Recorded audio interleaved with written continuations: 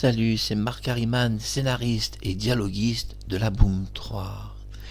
Alors je vais vous raconter la légende de La Boum 3.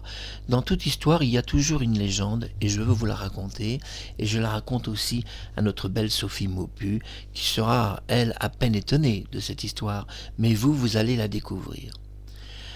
À l'époque de La Boum 1 et de La Boum 2, Sophie Marceau passe un contrat avec Gaumont qui est très particulier, qui est un contrat qui n'existe pratiquement plus aujourd'hui, c'est un contrat d'exclusivité Gaumont.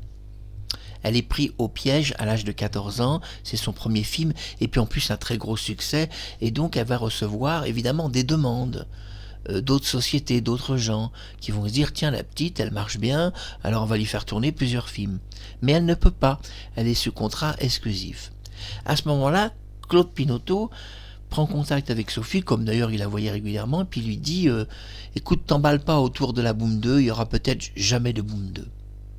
C'est pas certain que le film soit tourné un jour, mais voilà, le véritable problème de cette histoire est qu'à l'époque, Sophie est sous contrat exclusif. Et si jamais ce film La Boum 2 n'est pas tourné, elle, sa carrière cinématographique est finie à l'âge de 14 ans. Et ça lui plaît pas trop déjà. Mais elle est patiente, elle attend. Et finalement va se tourner La Boum 2 avec la magnifique Brigitte Fossey, charismatique petite fille de jeu interdit, et le charismatique Claude Brasseur. Claude Brasseur était lui un peu hésitant à La Boum 2 parce qu'il avait des contrats un peu partout, il faisait du théâtre, il faisait beaucoup de choses, et il a été un tout petit peu hésitant, le film a été à deux doigts de ne pas se faire. Et puis finalement, Claude Brasseur a fait ce film. D'ailleurs, il la connaissait personnellement. Sophie Marceau venait dîner chez lui. Elle connaissait son fils. Je crois que c'est Alexandre, son fils. Et donc, il y avait toute une amitié presque familiale. Et il n'a pas voulu, c'est vrai, bousiller la carrière de la petite Sophie Marceau. Et donc, Claude Brasseur a contribué quand même à faire une suite de La Boum. Donc, la bonne nouvelle est que La Boum a été tournée. Et vous allez me dire, mais nous, ce qui nous intéresse, c'est La Boum 3. Alors, La Boum 3, je suis Marc Harriman et je vous raconte la légende de La Boum 3. Dans toute histoire, il y a une légende et je vous la raconte. Je rencontre Claude Pinoteau et Claude Pinoteau, je lui montre mon scénario. À l'époque, il a un autre scénariste, je crois que c'était une femme, et il me dit, je vais lire quand j'aurai un petit peu de temps. Et puis, on se voit à un dîner et il me dit, j'ai beaucoup aimé. C'est tout à fait différent de La Boum 1 et 2. Il y a juste une chose que j'aime pas dans le scénario, c'est le tueur en série Maurice. Si tu peux retirer cette histoire, ça m'arrangerait. Et donc après, je prends rendez-vous avec Claude Brasseur où on dîne ensemble. Et Claude Brasseur lit le scénario, me joue quelques scènes dans un restaurant. Il me joue quelques scènes, sans micro, sans rien, pour voir un peu les répliques. Il me dit, écoute, j'ai un petit peu de temps, je vais te jouer quelques scènes. Et dans ce restaurant, il m'a joué plusieurs scènes de La Boum 3. Et il me dit, ça me plaît, écoute, le scénario est pas mal. Mais il a dit, je comprends un peu Claude Pinoteau. Cette histoire de tueur en série, on ne peut pas proposer ça au cinéma, tout simplement parce que La Boum est réservée aussi à des enfants de 6 ans. Et que tu vas leur foutre la trouille avec ton tueur en série. Au moins, on doit faire un scénario, au moins qu'il soit doux, si on va dans ce sens-là. Alors il me dit, pourquoi avoir choisi l'histoire que Vic est confronté à un tueur en série? Alors j'explique l'histoire de l'avocat, que François Béreton se dispute avec l'avocat. L'avocat donc voit la photo de sa famille tomber et se briser au sol, et il regarde Claude Brasseur dans les yeux, tout en regardant la photo de sa famille, et il lui dit, je vais briser votre famille. Et je briserai Vic aussi certain que vous avez brisé la photo de mes enfants.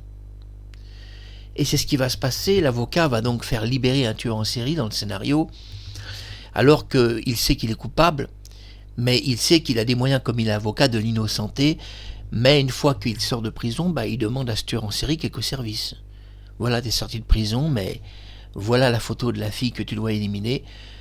Il est venu, cet homme, François Béreton me menaçait dans mon bureau d'avocat, il a tout cassé, il a brisé la photo de ma famille. Tu me l'élimines et tu restes en liberté en plus. Tu le fais pas, je me débrouille pour que tu sois à nouveau coincé par la police. Donc le tueur en série qui s'appelle Maurice, et dont on n'est pas certain qu'il soit un réel tueur en série, puisque en réalité il ne l'est pas vraiment. Le véritable tueur en série dans le scénario, c'est un avocat. Eh oui, c'est pas du tout Maurice. Maurice a payé des crimes qu'il n'a pas commis. Voilà pourquoi le scénario est quand même intéressant. Donc il n'y a pas une violence particulière, il n'y a pas de crime dans le film, ni de violence. Dans le scénario, donc je représente le scénario à Claude Pinoteau, et Claude Pinoteau me dit dans un second dîner, écoute Marc Harriman, tu dois simplement justifier dans ton scénario la présence de ce tueur en série. Si tu me le justifies, que tu me l'expliques, je veux bien qu'on commence à ouvrir les caméras et à tourner ce film. Tout d'abord, j'avais des exigences. J'ai dit à Claude Pinoteau, non, on n'ouvre pas des caméras, on ne tourne pas un film, non. Non, parce que moi, le film, je ne vais pas le vouloir en Panasonic feuilleton télévision, ça ne va pas être possible. Pour que les gens comprennent, Claude Pinoteau avait tourné la Boom 1 et 2 en feuilleton de télévision. C'était des Panasonic pour les feuilletons, pour les séries télé. Donc j'ai dit, attends, on a Claude Brasseur, on a Brigitte Fossey, on a Denise Gray, on a Sophie Marceau qui a fait ses preuves et qui a eu un gros succès avec la Boom 1. Moi, je ne tourne pas le film. Si tu sors pas la belle caméra qui se mérite pour des gens comme ça. Alors il m'a dit, le problème, c'est que si on tourne le film en 16/9 HD Panasonic, ça coûte beaucoup plus cher. J'ai dit, oui, mais on ne doit pas voir le prix. On doit voir dans le film la qualité finale, que Brigitte Fossey va être 3 fois plus belle au cinéma, que Claude Brasseur va être plus charismatique, et que Sophie Marceau n'a jamais été tournée à l'âge de 14 ans en haute définition. C'était le problème. J'ai dit à Claude Pinoteau, la petite, en haute définition, elle n'a jamais été tournée. C'est dommage de ne pas montrer son visage en définition cinéma. Pourquoi on la tourne en feuilleton télé? Ça n'a pas de sens, parce que, pour vous dire quand même la vérité, la Boom 1 et 2 est très réduit en qualité. Le visage de Sophie est très très réduit en qualité. Vous ne pouvez même pas vous imaginer la différence si la Boom 1 avait été tournée en HD Panasonic. La différence cinéma aurait été énorme, énorme de qualité. Donc déjà, premier litige avec Claude Pinoteau, je lui dis non, la Boom 3, si on le sort... donc moi j'ai déjà proposé à Claude Brasseur que ça serait en caméra Panasonic cinéma. Il n'y avait que 2 caméras à l'époque, la caméra des feuilletons télé et la caméra cinéma qui était peu utilisée dans l'industrie française. Claude Pinoteau me dit, on n'est pas là pour parler de ça, parle-moi du tueur en série. Pourquoi tu as décidé de mettre ce personnage? J'ai dit, je veux responsabiliser les enfants. À l'époque, les enfants sortaient tout seuls, ils avaient parfois 6 ans, 7 ans, ils rentraient tout seuls à pied. Aujourd'hui, c'est interdit par la loi. Les écoles appellent les enfants pour qu'on les ramène chez eux en voiture. Mais à l'époque, non. Plein d'enfants sortaient à pied. Il y a eu beaucoup de kidnappings et de disparitions. Et j'ai dit, je veux, à travers la Boom 3, responsabiliser l'enfance, c'est-à-dire tous les petits-enfants en France, pour que quand ils sortent dans la rue, ils ne suivent pas n'importe qui. Voilà pourquoi Maurice est indispensable dans le scénario. Alors quand j'ai dit ça à Claude Pinoteau, il m'a dit, si c'est vu comme ça, c'est oui. Mais si un jour ce film sort, on devra faire une promotion, on devra l'expliquer d'abord avant. Sinon ça risque de choquer si on ne l'explique pas. Et on devra insister là-dessus pour pas qu'on ait des reproches par la suite. Voilà. Claude Pinoteau me dit sur le scénario de la Boom 3, c'est ok, c'est ton scénario donc qui est sélectionné, et c'est tellement ton scénario que de toute façon, il était prévu une Boom 3, qu'elle soit écrite par la personne qui travaillait à l'époque avec lui, et que finalement elle n'a jamais écrit le scénario. Ça a été refusé. Claude Pinoteau a refusé qu'une Boom 3 soit écrite par quelqu'un d'autre. Ainsi, je suis le seul dialoguiste et scénariste officiel de la Boom 3. Il n'en existe pas d'autres. C'était quand même à préciser. Je revois Claude Brasseur dans un dîner et je lui explique que la Boom 3 va se faire avec Brigitte Fossey, avec lui, avec donc Sophie Marceau. Donc on va commencer à tourner des tas de scènes. On a tourné tout le film. La Boom 3 a été entièrement tournée en 16/9. C'est le dernier film officiel de Claude Pinoteau qui est dans un tiroir depuis 50 ans, que personne n'a jamais vu au cinéma. C'est un film officiel Claude Pinoteau, mais c'est moi qui est le producteur de ce film, puisque c'est mon film, et aussi le scénariste complet et dialoguiste de ce film. Comme je suis le producteur du film, ça explique que Gaumont ne possède pas la Boom 3. Ils n'ont ni les audios, ni la version cinéma. Ils ne possèdent rien. C'est la raison pour laquelle sur YouTube vous avez vu que la Boom 3 n'est pas interdit, parce que Gaumont ne possède pas les droits audio ni vidéo de la Boom 3. Comme ça vous comprenez. Donc si Gaumont demandait à YouTube de bloquer une vidéo, ça serait refusé. Parce que YouTube demanderait de fournir au moins un échantillon de futurs audio qui serait publié. Et ça, Gaumont ne possède aucun audio de la Boom 3. Absolument zéro. Il va y avoir encore des centaines de scènes qui vont être éditées sur YouTube, puisque la Boom 3 totalise 100 000 vues en 2 mois, écrasant la Boom 1 et 2. On parle écrasant dans l'audimat et l'audience, la Boom 1 et 2. La Boom 3 est une explosion record d'audience. Et pourtant, l'audience va même être un petit peu limitée, parce que comme elle a été très forte, le premier mois 72 000 vues, eh bien peut-être que YouTube a un petit peu freiné l'audience, mais ça ne me dérange pas si YouTube a freiné un peu l'audience, parce que je sais que YouTube a contribué quand même au boostage de l'audience, parce qu'ils ont participé à faire connaître notre compte. C'est un compte qui n'est pas sponsorisé ni par YouTube ni par aucune société. Donc il s'agit d'une vraie audience publique, sans aide, sans sponsor et sans tricher. Je ne regarde même pas les vidéos. Aucune. Je ne regarde aucune. Donc c'est un vrai succès populaire, et c'est tant mieux. La raison pour laquelle, pour rien au monde, j'aurais triché, parce que je voulais savoir si ce scénario était valable, et s'il pouvait être reçu par les fans. C'est la raison pour laquelle je me suis dit, même si c'est un flop, allez, on prend le risque, ça sera un flop. Mais je veux quand même savoir si ce scénario, donc je l'ai édité en forme audio, pour le moment la partie cinéma est cachée, vous ne pouvez pas la voir, puisque c'est volontaire, ce film doit rester secret encore un certain temps. Je me suis dit, on va déjà voir avec l'audio, avec des scènes alternatives, avec diverses scènes. Il y a beaucoup de scènes, et il y a des scènes de toute façon dans le film qui ne seront jamais montées. Le film n'est pas monté, c'est-à-dire qu'il a été entièrement tourné, mais il n'a jamais été monté, c'est-à-dire qu'on a les pellicules cinéma, on les a jamais montées. Donc un film avec Brigitte Fossey tout de même, Claude Brasseur, Denise Gray, Sophie Marceau, donc un très très beau film. Et tout le film est fini largement, on a même tellement de scènes qu'on pourrait faire un film de 3 heures. C'est pas le problème, la durée du film, moi je l'ai fixé à 2h14. Mais quand j'ai discuté avec Claude Brasseur, il m'a dit c'est long 2h14. Et même si Gaumont acceptait de sortir un jour ce film, ils vont pas le sortir à 2h14, ils vont le sortir à 1h20. Parce que Gaumont faisait à l'époque, il m'avait expliqué Claude Brasseur, il faisait à l'époque des économies de bobines de cinéma. C'était un petit peu des radins, Gaumont. Excusez-moi d'être méchant avec vous. Et donc, la plupart des films qui étaient tournés, Gaumont disait non aux producteurs de films. Et Gaumont disait à chaque fois, ah non, nous on sortira pas le film, c'est trop long et tout. Faites-nous un film plus petit. Ainsi, je dirais qu'il y a plein de films qui ont été coupés. La Boom, on ne connaît pas l'extension réelle de la Boom 1 de Claude Pinoteau, ni la Boom 2. Mais c'est des films qui sont un petit peu coupés quand même. Il est clair que Sophie a dû tourner beaucoup d'autres scènes. Mais bon, c'est pas grave. Malgré tout, ça a eu un succès comme ça. Alors à l'époque, le film est entièrement tourné de la Boom 3. Et oui, c'est la légende, comme ça vous comprenez. Le film est entièrement tourné avec Claude Brasseur, Denise Gray, Sophie Marceau, l'avocat, le tueur en série, tout ça. On a même tourné 2 films, une version normale, et j'ai fait plaisir à Claude Brasseur.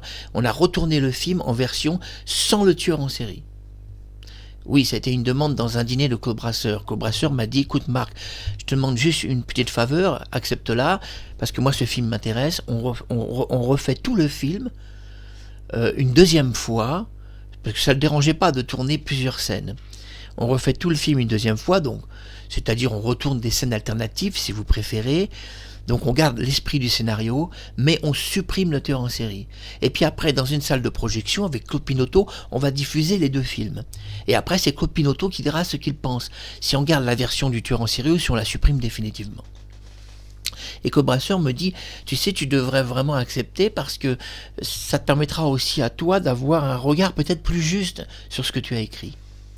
Parce que lui pensait, Claude Brasseur, que c'était bien écrit, mais que j'avais peut-être pas un regard assez lucide sur les personnages.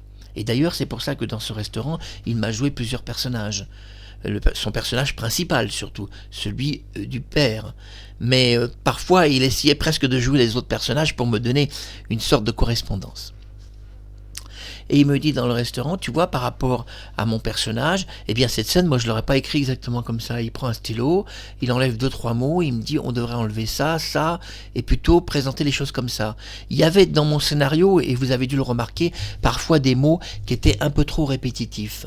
Ça a été aussi la remarque de Claude Pinoteau. Il m'a dit ton scénario est bon, mais parfois on est étonné de voir quelques mots répétitifs.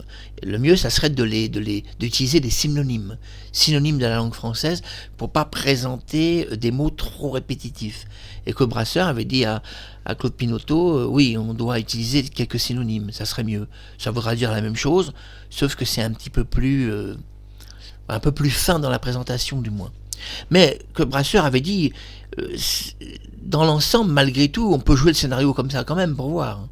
Donc lui a fait certaines scènes un peu bizarres, lui-même.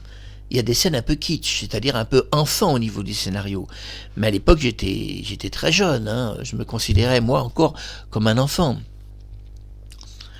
Et alors, il va y avoir un problème. Alors qu'on a fini le film La Boum 3, Claude Pinoteau me voit dans un autre dîner et il me dit on va peut-être devoir mettre le film dans un tiroir car on a un gros souci.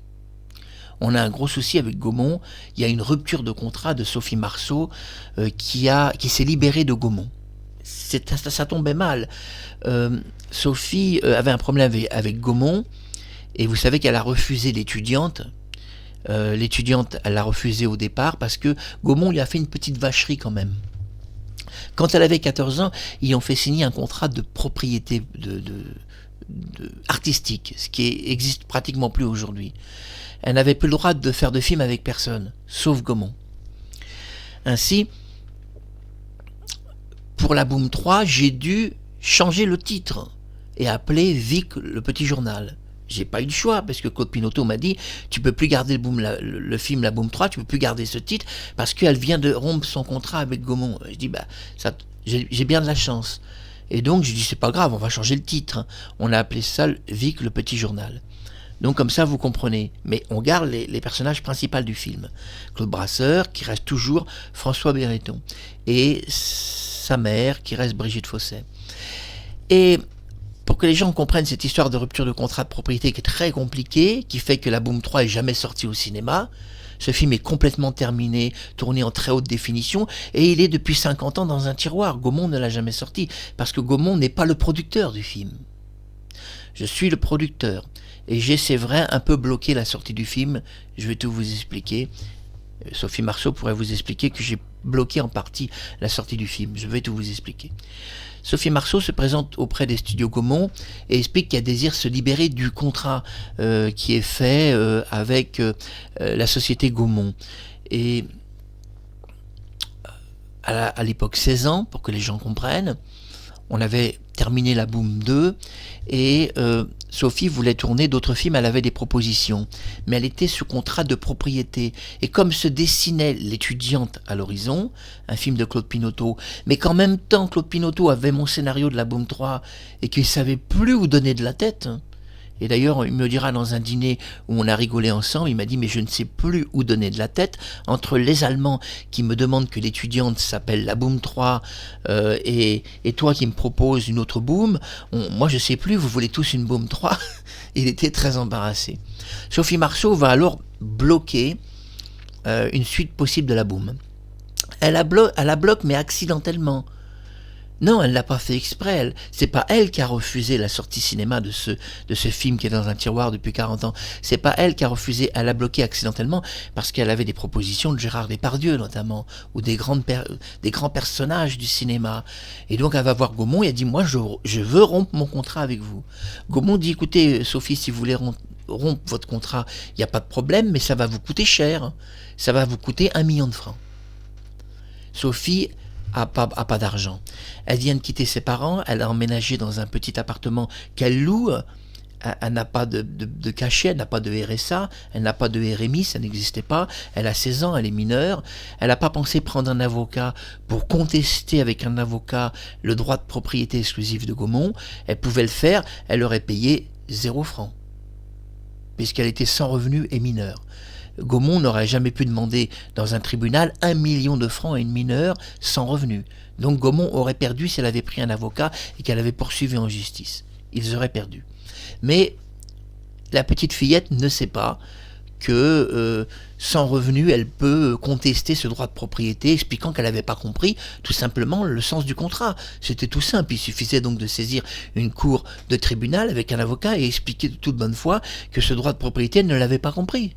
C'est tout. Et expliquer que Claude Pinoteau lui avait promis une boum 2 qui n'était pas sûre et que dans cette ambiance pas certaine, elle voulait se dissoudre de ce contrat. On aurait pu prouver devant un tribunal en faisant témoigner Claude Pinoteau qu'il avait rencontré Sophie et qu'il lui avait dit qu'il n'y aurait pas de boum 2. On pouvait le prouver, donc Sophie aurait rien payé, elle aurait payé 0 francs dans un tribunal, puisqu'on avait la parole de Claude Pinoteau, ça suffisait. Dans un tribunal, Claude Pinoteau aurait dit la vérité, oui, je lui ai dit qu'il n'y aurait peut-être jamais de boum 2. Et donc dans un tribunal, elle n'aurait rien payé, parce qu'en faisant témoigner Claude Pinoteau qui lui avait dit ça, c'était bon. La société Gaumont ne pouvait plus rien demander. À partir du moment où la personne qui s'occupe du film, à partir du moment où la personne qui s'occupe du film lui dit qu'il n'y aura peut-être jamais de suite, alors qu'elle est en contrat de propriété, elle pouvait contester ce contrat de propriété en disant que tout de même, Claude Pinoteau lui a dit qu'il n'y aurait peut-être pas de suite. Et donc elle pouvait faire tout annuler en réalité. Elle pouvait faire annuler et ne rien payer. Mais Sophie est jeune, elle ne connaît pas les lois, elle ne connaît pas tout ça. Ce contrat de propriété est un petit peu extrême de Gaumont. Gaumont, à l'époque, achetait ses artistes, c'était leur propriété. C'est ma boîte de choucroute, c'est mon camembert, excusez-moi d'être un peu méchant. Heureusement que Sophie n'est pas un camembert, mais bon, c'est mon litre de lait, c'est mon Gaumont, le litre de lait Gaumont. C'est notre litre de lait. C'est vrai que Gaumont était un petit peu dans sa façon de travailler, d'ailleurs l'est encore aujourd'hui, puisque Gaumont aujourd'hui se réserve presque toutes les salles de cinéma les plus belles en France sous des contrats un peu qui seraient discutables. Parce que malgré tout, toutes ces salles de cinéma Gaumont qui sont réservées, ça serait discutable. Parce que malgré tout, ça fait de l'ombre à certaines productions de cinéma. Et si tous les producteurs portaient plainte contre Gaumont, Gaumont ne gagnerait pas de cette surpropriété des salles de cinéma en France. Je veux dire, Gaumont pourrait avoir un gros procès et pourrait se retrouver ruiné même aujourd'hui. Mais c'est vrai que les producteurs préfèrent travailler avec Gaumont et avoir un petit film de temps en temps avec eux. Moi je dis que je ne serais pas contre le fait qu'un jour Gaumont me dise bah voilà la Boum 3 finalement ça s'est pas fait pendant 50 ans et puis on va le faire. Mais je disais à Sophie Marceau, donc Sophie Maupeou, que moi l'argent m'intéresse pas, que je m'en fous en réalité. Je m'en fous royalement et de l'argent et de tout. Moi l'argent, vous savez, je m'en fous, mais alors, vous pouvez pas savoir. Et donc j'ai dit à Sophie, mais c'est pas grave, j'attends le domaine public et je sors mon film. Je suis le producteur et le propriétaire du film. Je m'en fous, j'attends le domaine public pour que les gens comprennent. La Boum 1 a presque 50 ans. J'ai juste à attendre le domaine public. 50 ans, on y est presque. En 2025, ils ont repoussé un peu le domaine public. Mais moi, j'ai juste à attendre quelques années. Je me sens encore assez jeune pour attendre. Ça va. Et donc, je pourrais sortir ce film un jour. Il n'y a rien qui l'en empêche. Donc, moi, je ne suis pas inquiet. C'est Gaumont qui devrait s'inquiéter que je sorte un film inédit, finalement, qu'ils n'auront jamais produit, et dont ils n'auront jamais rien tiré de ce film. Ce film, s'il sortait dans les salles de cinéma aujourd'hui, serait sans doute le film le plus populaire en France qu'on n'ait jamais vu je parle dans la série La Boum. Le film La Boum 3, s'il sortait, pourrait battre La Boum 1 et 2 réunis. Pourquoi ? Parce que je me calibre sur les chiffres d'audience où en 2 mois, la Boum 3 a battu la Boum 1 et 2 réunis en audience. Et comme on n'a rien truqué, c'est des chiffres réels, alors je me dis, si on le sort au cinéma, on aura forcément l'audience de la Boum 1 et 2 réunis. On devrait avoir pratiquement le double de spectateurs de la Boum 1, peut-être pas le double, mais on devrait s'y approcher. Donc ça serait un gros carton au cinéma en réalité la Boum 3, à condition qu'il y ait Sophie Marceau dedans, âgée de 15 ans. Et pas une petite fille qu'on va choisir aujourd'hui, une petite idiote, excusez-moi, parce qu'il y a beaucoup de petites idiotes dans le cinéma qui se prennent déjà pour des stars, qui se la jouent grande madame. Faut voir toutes les sociétés de production, toutes ces petites connes qui ont 14-15 ans, qui se prennent déjà pour des stars, qui avec leurs parents signent des gros contrats juteux, se croyant déjà des vedettes. Sophie Marceau était une fille qui vivait dans un HLM et elle ne s'est jamais comportée comme ça. Et c'est pour ça qu'elle, c'est une vraie star. Aujourd'hui, personne ne pourrait remplacer Sophie Marceau. Personne. Personne pourrait être à sa place devant la caméra. On ne pourrait pas mettre quelqu'un d'autre qu'elle. Ça, c'est déjà un premier point important. Et d'ailleurs, je ne pourrais pas accepter une Boom 3 où on relèguerait un nouveau scénario. Je ne l'accepterais pas. Pourquoi? Parce que le film existe. Le film existe, pourquoi donc on en ferait un nouveau avec d'autres gens? Puisque le film est terminé, il existe. On a juste à le monter et à se mettre d'accord sur certains détails. Mais le film existe, on n'a pas besoin d'autres acteurs que Claude Brasseur. Pourquoi voulez-vous que je cherche un nouveau Claude Brasseur, une nouvelle Brigitte Fossey, une nouvelle Sophie Marceau? J'ai pas besoin, ils existent. Donc le film existe et vous voyez que même les audios existent. Vous les avez entendus. Donc vous doutez que quand il y a autant d'audio, il y a un film derrière. Vous êtes quand même pas con. Mais on va revenir sur cette légende de la Boom 3 et vous expliquer d'autres détails. Alors que Sophie rompt son contrat avec Gaumont, donc elle va faire un prêt bancaire auprès de sa banque. Elle arrive, elle est jeune, on était à l'époque dans les banques comme le Crédit Lyonnais, les Crédits Populaires, les Crédits Agricoles, tous ces banques-là prêtaient de l'argent même à des mineurs, à condition que ce soit des gens un peu connus. Et à l'époque, les prêts étaient faits parfois sans garantie. Il n'y avait pas besoin de garantie, ni d'avoir une maison au bord de la mer. Maintenant, aujourd'hui, les prêts sont faits avec des garanties, on ne peut plus faire autrement. Il y a tellement eu des gens qui n'ont pas remboursé. Et la banque lui dit, bon, on va vous prêter 1 million, on va vous aider à sortir de ce contrat, mais pour vous prêter une telle somme d'argent, comme vous êtes mineur, vous êtes sûr que vous avez quelque chose derrière pour rembourser. Et elle explique que si elle rompt ce contrat avec Gaumont, elle peut travailler avec d'autres producteurs, elle a déjà des propositions. Et là, ça va intéresser la banque, notamment, on doit préciser des propositions comme Gérard Depardieu quand même. C'est quand même pas rien. Donc, quand il y a des noms comme ça éminents qui sortent, comme Gérard Depardieu, bon, la banque n'a pas pris un gros risque. Et la banque a été remboursée, parce que Sophie a été honnête, elle a remboursé tout son prêt. Et avec les intérêts, c'est que la banque, eux, ont touché un intérêt, ils n'ont pas fait un prêt à 0%. Donc, la banque a largement gagné, ils ont plus gagné, la banque, dans le prêt qu'ils ont prêté à Sophie.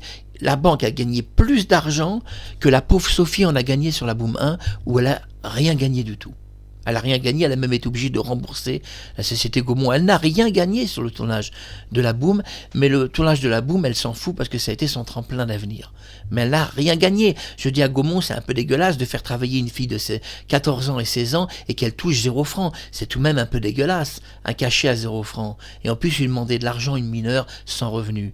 Alors j'en voulais un petit peu à Gaumont. Alors j'ai dit à l'époque, j'ai téléphoné à Gaumont, j'ai dit écoutez, il y a la Boom 3, le film est terminé, il est avec Claude Brasseur, il est avec Brigitte Fossey, et ben je vais vous dire une chose, je sors pas la Boom 3. C'est moi le producteur, vous avez arnaqué Sophie Marceau, vous lui avez proposé un prêt d'1 million, la pauvre elle a pas de rond, alors moi je vous dis ce film il est fini mais je le sors pas. C'est moi le producteur, c'est moi qui ai tous les droits de ce film qui s'appelle Vic, donc le petit journal.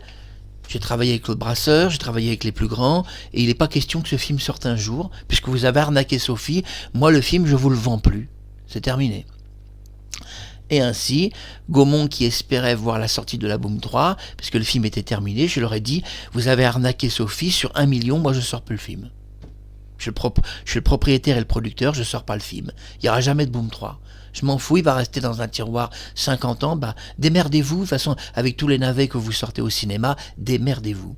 C'est vous qui avez rompu le contrat avec elle, c'est pas moi. Et c'est vous qui avez fait un contrat d'exclusivité qui était ignoble, dont elle n'a pas touché 1 franc sur les 2 films. Donc j'ai dit non. Là, sur la Boom 3, quand même, elle doit s'en sortir, la petite.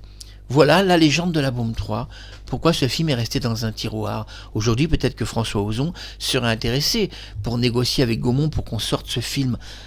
Pourquoi pas une coproduction avec Ozon, pourquoi pas. Mais de toute façon, même si ce film ne sort jamais, que les choses soient claires, vous avez déjà une forme audio qui vous indique ce qui se passe. Mais la forme vidéo qui existe, pour le moment, vous n'avez pas le droit de la voir. Ah bah je suis le producteur. Si je vous montre tout le film, Gaumont n'a plus qu'à récupérer le film et expliquer que c'est eux qui ont tourné le film. Ils vont dire à tout le monde, c'est notre film, c'est nous qui l'avons tourné. Donc mon intérêt, c'est de ne pas montrer les images. Pour que si Gaumont fait une réclamation en disant les audios nous appartiennent, moi je monte à un tribunal les images. Et je montre que Gaumont se trompe. On doit quand même rester intelligent dans un système. Il faut surtout avoir de la tête. C'est pour ça que je ne montre pas d'image de la Boom 3 et que vous pouvez voir pour le moment aucune scène filmée, parce que je veux garder l'exclusivité du film. C'est-à-dire, vous avez le droit de découvrir ce film, d'ailleurs qui n'est pas monté, je précise. Vous pouvez écouter les scènes audio, ok, il n'y a pas de problème. De toute façon, ces scènes audio ne sont pas montées comme ça dans le film. Premièrement, ça vous ne le savez pas. Et surtout, dans le film, je n'ai pas utilisé les scènes que je propose sur YouTube. Et non, dans le film La Boum 3, il s'agit de scènes qui n'ont presque rien à voir avec ce contexte, puisque Claude Brasseur m'a fait réécrire plein de choses. Donc, il s'agit de toutes nouvelles scènes parfois. Donc, le film La Boum 3, la version réelle, c'est pas exactement celle-là. Non, ça c'est plutôt les scènes qu'on n'a pas forcément sélectionnées, ou les scènes qu'on a fait trop longues, ou ceci, ou cela. Donc, les dialogues du film La Boum 3 changent aussi parfois. Brigitte Fossey, Claude Brasseur, Denise Gray, Sophie Marceau, La Boum 3, vous avez connu cette légende. Et un jour, de toute façon, ce film sortira en domaine public, hein. On va attendre.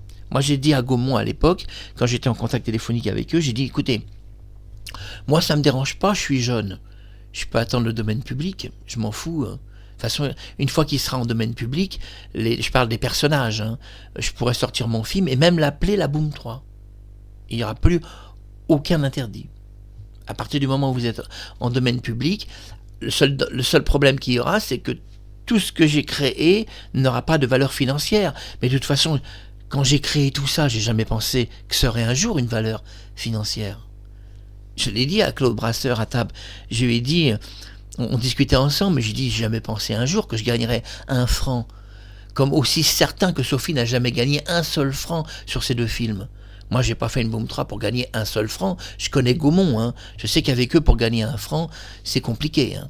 C'est compliqué quand la pauvre Sophie Marceau, elle n'a pas gagné 1 franc sur les 2 films. On connaît Gaumont, on connaît cette société. Donc avec Claude, avec Claude Brasseur, on s'est marré. Il m'a dit, mais la tête qu'ils vont faire, il m'a dit, quand ils vont découvrir, dans quelques années, tu vas sortir les scènes et tout, mais Gaumont va se pisser dessus. On rigolait, on se marrait. Je dis oui, parce que quand on va sortir le film et qu'ils vont devoir jouer la comédie et tout devant Sophie Marceau, Gaumont va pas comprendre. Surtout qu'ils étaient en rupture de contrat, ils vont pas comprendre que finalement, dans cette rupture, il y avait une Boum 3 secrète. Vous savez que Claude Pinoteau Gaumont avait dit à Gaumont, on sort une Boum 2, et Gaumont voulait pas au départ, vraiment, ils n'étaient pas sûrs. C'était une question de budget, d'argent, tout ça, enfin bref, il n'y avait rien qui allait.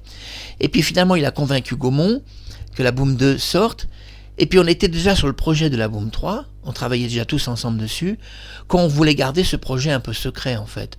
C'est la légende de la Boum 3, vous comprenez. Donc on avait, avec le Brasseur et tout, on avait mis tous ce projet très secret, un peu dans un tiroir en disant oui, on va le sortir tout ça, mais on n'en parle pas, ça doit être une surprise. Et voilà qu'on apprend que Sophie a rompu son contrat.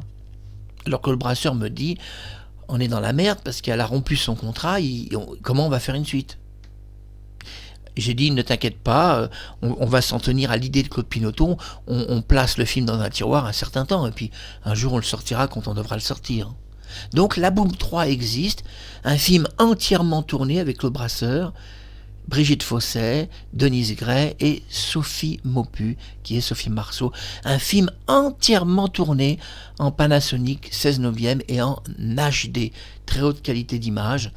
Et à l'époque, Claude Pinoteau a fait ce film avec moi, je suis le producteur du film, et lui, il a mis en scène les scènes du film. Ainsi, c'est le dernier film de Claude Pinoteau.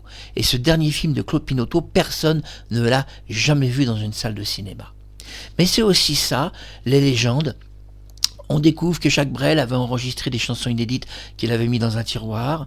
On découvre que Claude François, en ce moment, on découvre plein de versions alternatives, plein de versions inédites que son fils sort.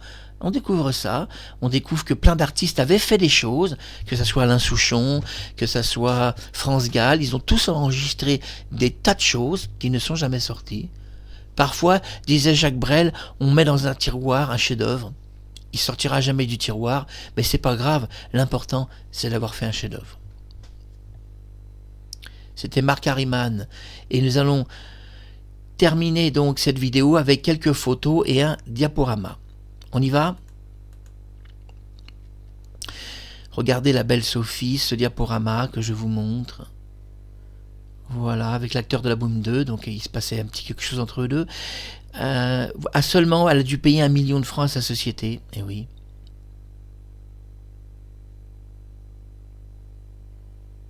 La Boom 3, vous découvrez donc quelques séries de clichés photographiques inédits.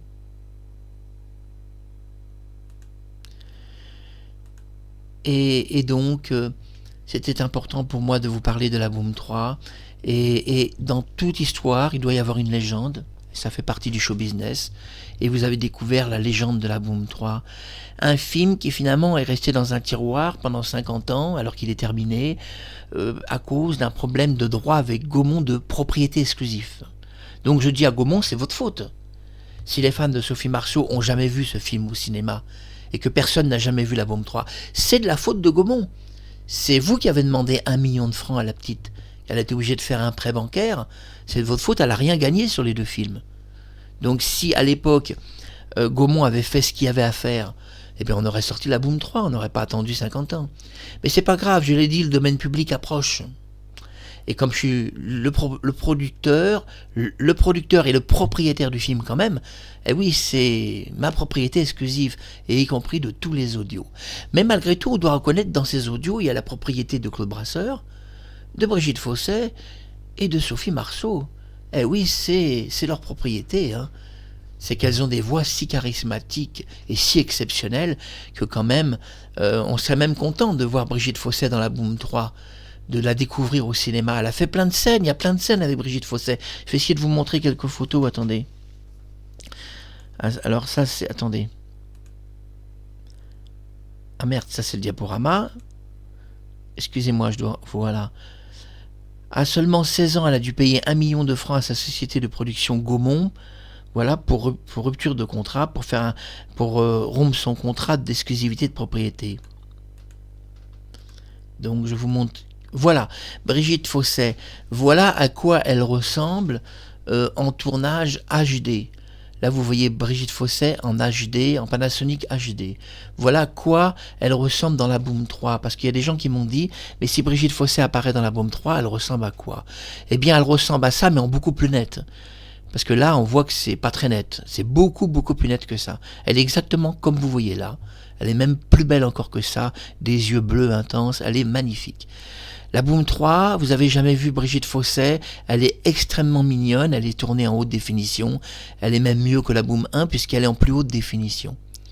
Mais je vous montrerai prochainement un screen test de la Boom 3 où elle va apparaître. Brigitte Fossey, vous allez voir comme elle est belle. J'ai décidé de montrer bientôt un screen test sur YouTube où je vais vous la montrer à quoi elle ressemble dans la Boom 3. Mais je vous montrerai juste un screen test, c'est-à-dire un écran test. Je vous montrerai pas des scènes complètes du film qui restent secrètes. Ça, le film, je veux garder l'exclusivité totale. Je veux pas que Gaumont ait une copie du film. Pourquoi? Parce que si Gaumont veut une copie, eh ben je dis à Gaumont, pourquoi pas, un jour je ferai une copie. Mais bon, vous avez remboursé Sophie, son prêt qu'elle a fait quand même, ça aurait été bien de la rembourser. Bon, je suppose qu'elle touche un peu des royalties maintenant sur la Boom, et encore. Va savoir si elle touche quelque chose. Mais c'était son tremplin, c'est ce que dira Sophie. Elle s'en foutait, l'argent l'intéressait pas. La pauvre gamine, elle a même pas gagné sur la Boom 1 et 2 le prix d'un ticket de bus pour aller sur le tournage. C'était Marc Harriman, c'était à dire tout ça. La légende de la Boom 3, ce film existe, je suis le producteur, c'est moi qui décide quand il sortira. À bientôt mes enfants, bisous.